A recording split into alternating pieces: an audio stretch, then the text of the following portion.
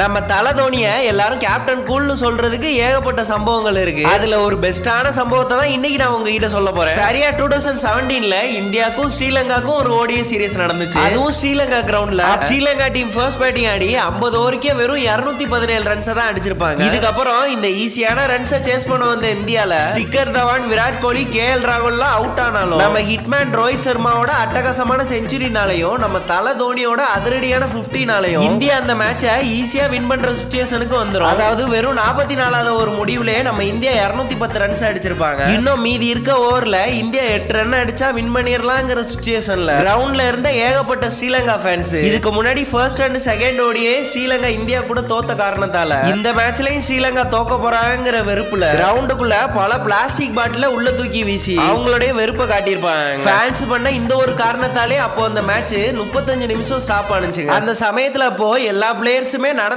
ஒரு பிரச்சனைனால சீரியஸான டிஸ்கஷன்லயும் காண்டான ரியாக்ஷன்லயும் இருப்பாங்க. ஆனா அப்படி ஒரு சிச்சுவேஷன்லயும் நம்ம தல தோனி கிரவுண்ட்ல என்ன பண்ணிட்டு இருந்தாருன்னா